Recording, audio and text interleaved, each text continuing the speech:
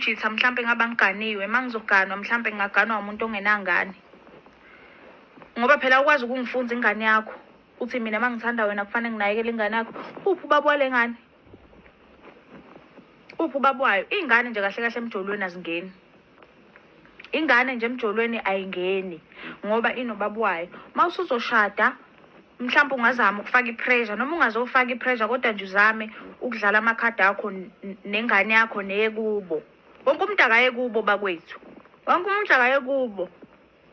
Iyo into edala inzondo einganeni abazali mabengasekho. Uthola ukuthi sekuyavela ukuthi phela wena usiwe wasekhaya. Nina mina nje guys Nkosi yami. uNkulunkulu mangathi ungiphi umshado nomuntu engatholanga naye ingane. Ngiyolungisa kahle nje ubudlelwano bami nengane yakubo. Noma ngathiwa kuyabheda noma akusiwa bhedi. Kodwa nje soze ngafaka ingane yami emjolweni wami noma ngashada.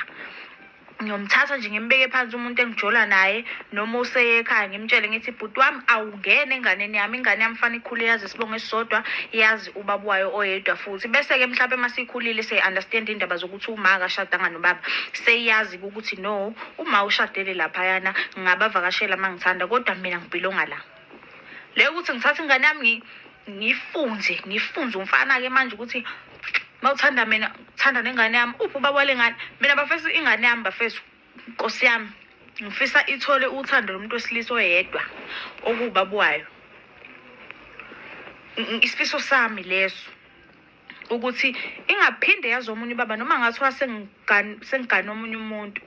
Kodwa kufanele yazi ukuthi ubaba loya kodwa uma uphila nosibanibani ivakashe yenze yonke lento leyo yabo. Leyo ukuthi hayi. Ingakho futhi kufanele umuntu wesifazane ohluzile la ekhanda. Noma angathola indoda enotho kodwa nawe iba notho eceleni utho lwakho ukuze luzowela enganeni yakho.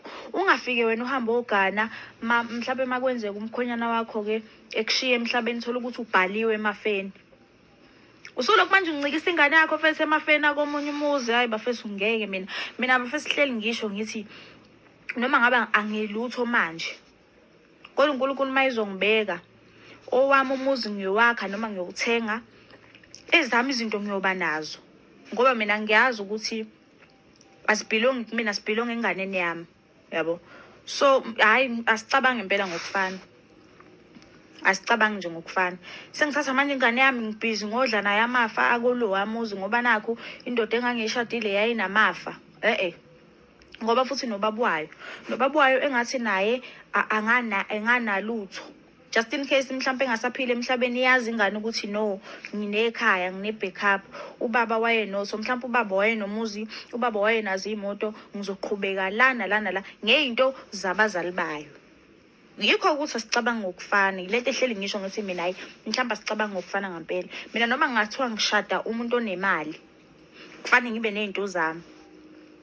Into zami ngiyazi ukuthi ezami mangisaphila kodwa nengane yami iyazazi ukuthi ikhululeka kuphi inotho. Yazi ukuthi ingane igcina isinenzondo fethi iyakubuka uphila soft life lapho yona ayinalutho ayinalo ngisho ikhaya awunamuzo wawuthenga.